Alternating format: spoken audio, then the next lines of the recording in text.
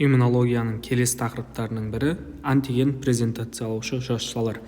Яғни организмға түскен антигендерді иммундық жүйеге таныстырып беретін жасушалар жайлы сөз қозғаймыз. Антиген презентациялаушы жасушалар деген жаңағы организмға түскен антигенді, мысалы мынау антиген бізде, ол организмға түсті, оны сол жердегі қандай да бір жасушалар қоршап алып, оларды ыдыратып, то есть жұтып, ыдыратып, эмашси жүйесімен таныстырып шығарылып келіп, Т лимфоциттерді активтеп беруі. Дәл осыны активтеп беретін жасушаларны антиген презентациялаушы жасушалар деп айтамыз.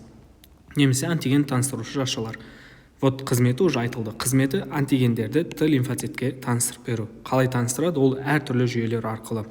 Енді түрлеріне келетін болсақ, негізгі түрлері антиген таныстырушы жасушалардың қандай түрлері бар? Оларға макрофагтар, дендрит жасушалары, Б лимфоциттер және Лангерганс жасушаларын жатқызамыз. Осылардың ішінде ең маңыздысы, яғни қатты бір өте күшті түрде антиген таныстырушы жасуша қызметін атқара алатын, ол бізде дендритті жасушалар болып саналады. Енді осы әрбір жасушаның өзіне жеке-жеке бір тоқталып шықсақ, толығырақ ақпарат аламыз сонда. Кеттік. Макрофагтар болар экзоантигендерді фагоцитоздайды, өңдейді және таныстырады. Вот антиген таныстырушы жасушалардың қызметі осы. Бірінші оларды қармап алады, ұстайды, өңдейді және таныстырады. Осы үш процесті олар толық түрде жасайтын болады. Енді макрофагтар барлығымыз білеміз, экзоантигендерді фагоцитоздайды. Яғни сырттан келетін бактерияны олар фагоцитоз қызметімен жұтады. Мысалы, мынандай бактерия болсын. Осы бактерияны фагоцитоз арқылы жұтады.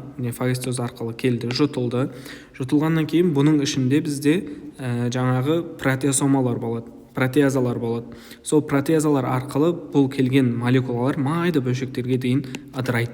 Дәл осы майда бөлшекке ыдырағаннан кейін олар цитоплазмада эмашси жүйесімен таныстырылатын болады. Вот эмашси жүйесі қаяқтан келеді? Эмашси жүйесі бұл жерде эндоплазмалық ретикулумда синтезделетін болады. Бұны алдағы сабақтарда толық айтып кеткен болатын. Тағы бір қайталап өтсек, сол эндоплазматикалық ретикулумда синтезделген эмашси жүйесі цитоплазмаға тасымалданады и сол жерде күтіп тұрады.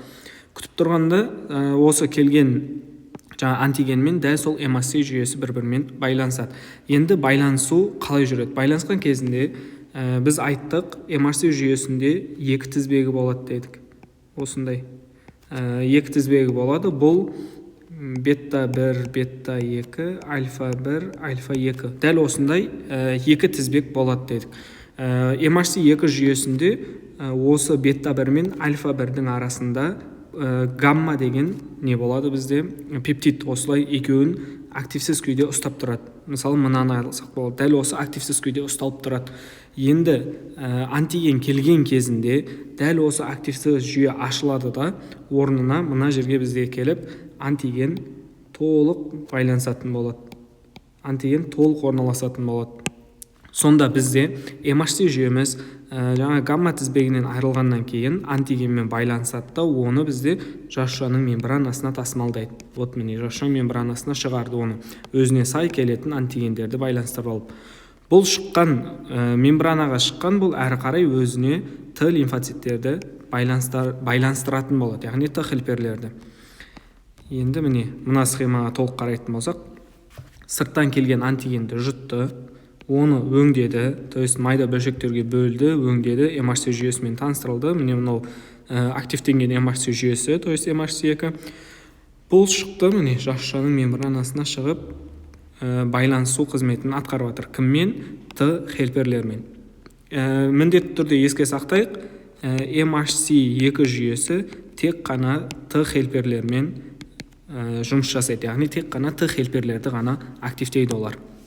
Енді Т хелперлерді активтеу үшін бұл бізде біріншілікті сигнал болып табылады.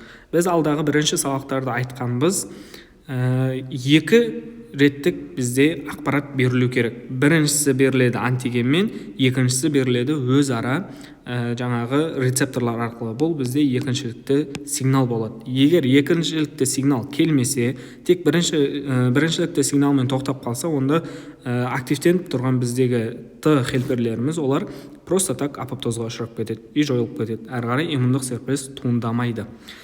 Енді бізде макрофагтарда және дендритті жасушаларда орналасқан арнайы B7 костюмол болады, яғни корецептор дейді. Бұл екіншілікті жаңағы сигналды қалыптастырып беретін рецепторлар. Бұл B7 рецептор орналасады, ал Т хелперлерде, жалпы Т лимфоциттерде CD28 деген маркері орналасады. CD28 деген маркер орналасады. Енді осы екеуі бір-бірін таныған кезде бізде екіншілікті жауап туындайды. Т хелпер активтенеді, әрі қарай өзінің жұмысын толық жасайтын болады. Бұл бізде макрофагтар дәл осындай жүйе арқылы жасайды. Біріншілікті және екіншілік сигналды алады, әрі қарай иммундық жауапты қалыптастырады. Келесі екіншісі бізде дендритті жасушалар. Дендритті жасушаларды бағана біз айттық, ең күшті антиген таныстырушы жасушалар деп. Неге?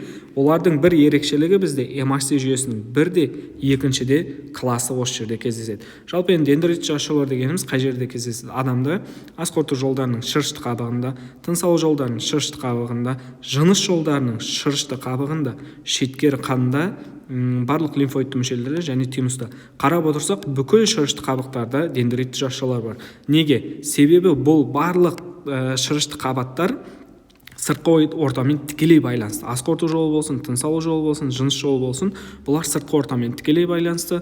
Бұл жерге басқа ағзаларға қарағанда көбірек антигендер, бактериялар түсіп отырады.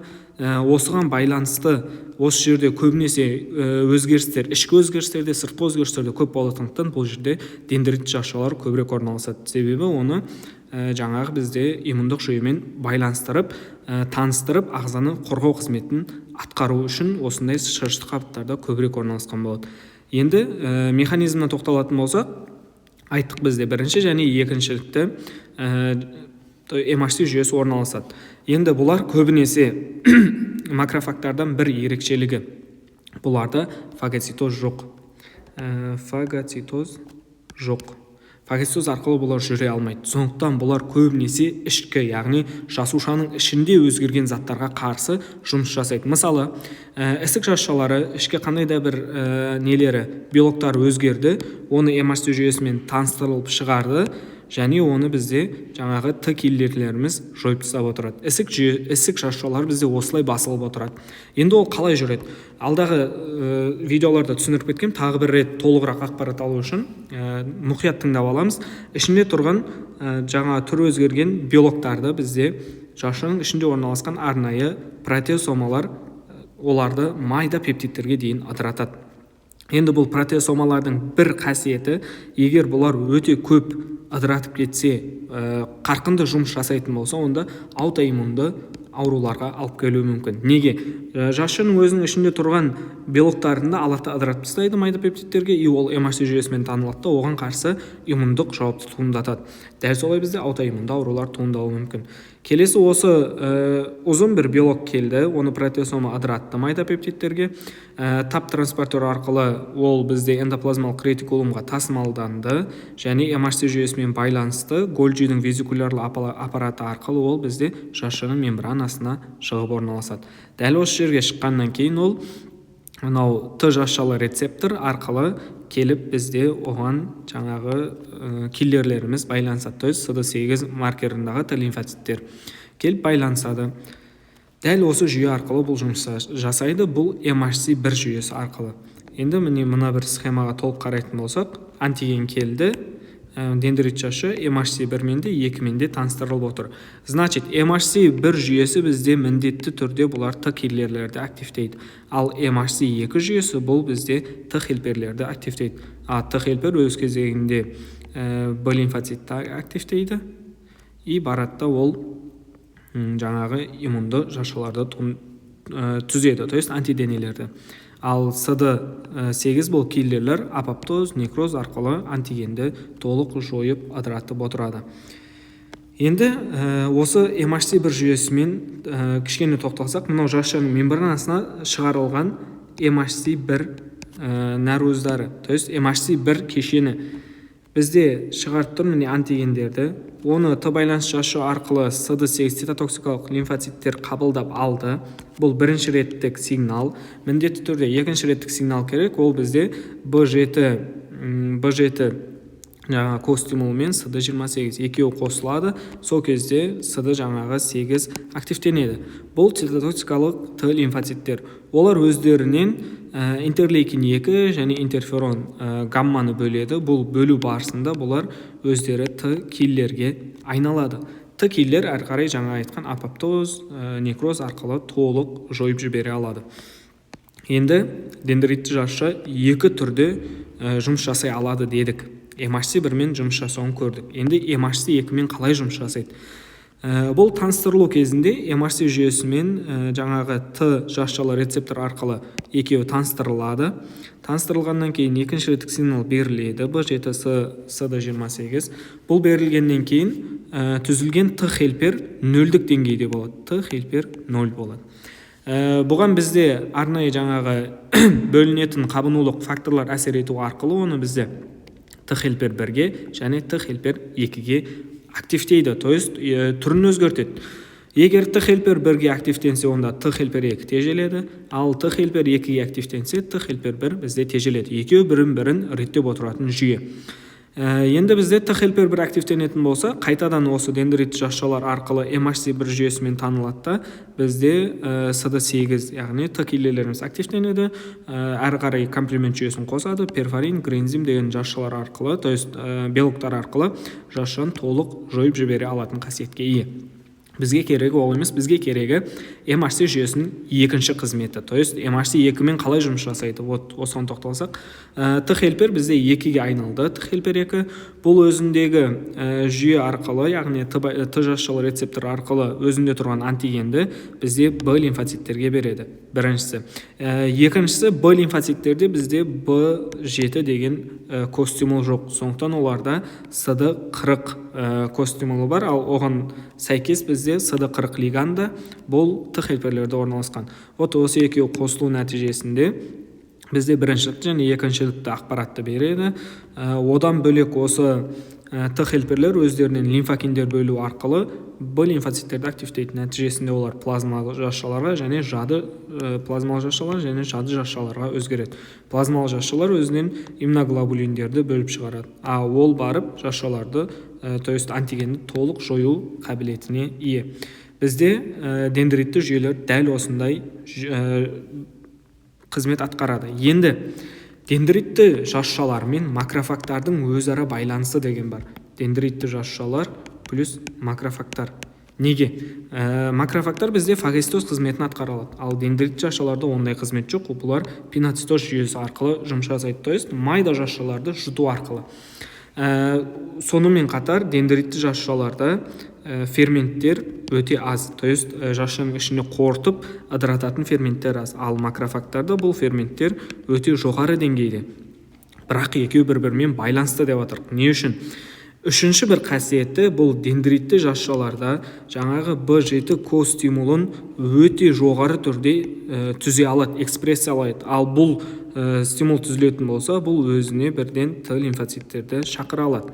Ал бізде макрофаг жасушаларда B7 стимулын түзе алатын қасиеті аз, бірақ есесіне ол интерлейкиндерді және ТНФ альфаны бөле алады.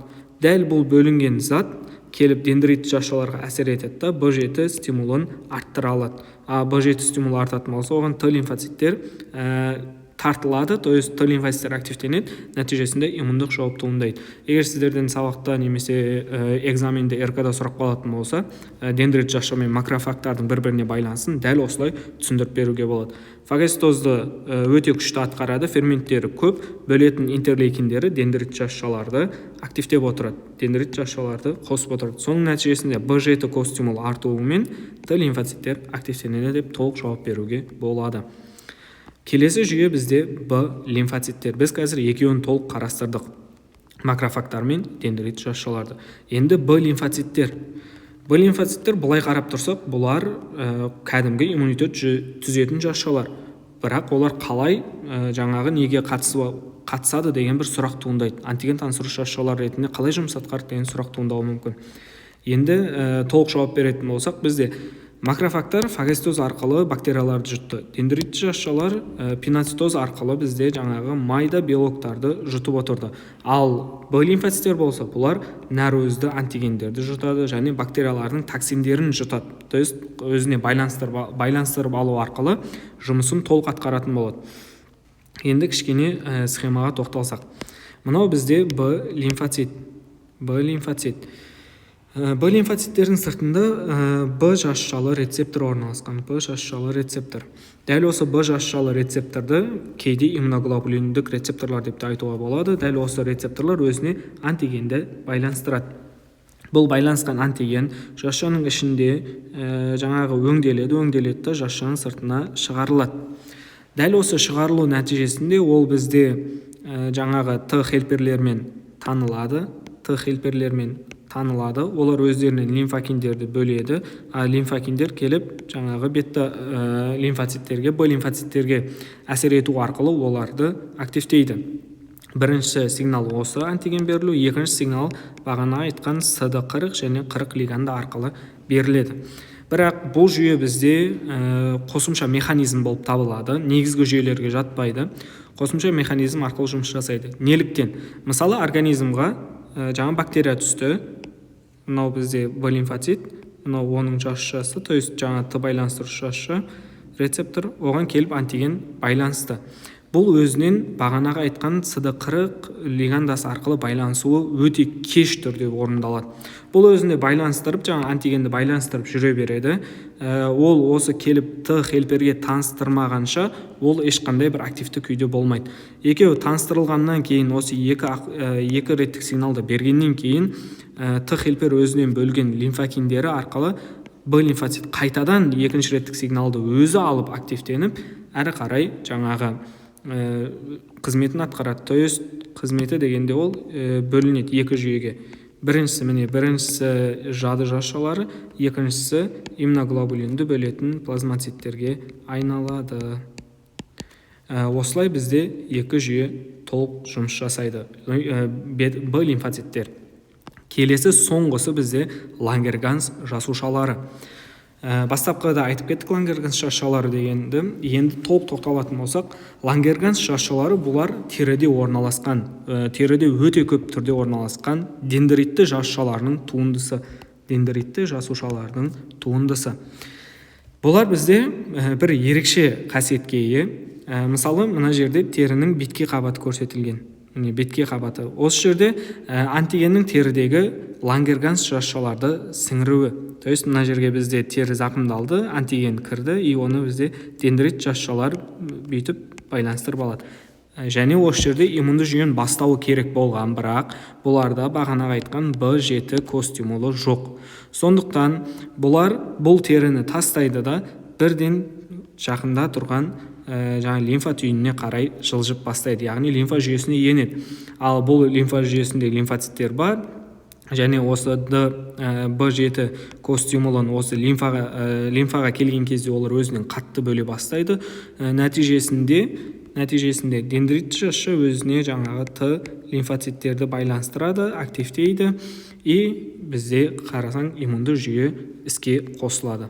Бұл бізде антиген таныстырушы жасушалар болды. 4 жүйесін айттық: дендрит жасуша, макрофаг, лимфоциттер және Лангерганс жасушалары. Видео ұнаған болса, барлығы түсінікті болса, лайк басып, каналға тіркелуді ұмытпа.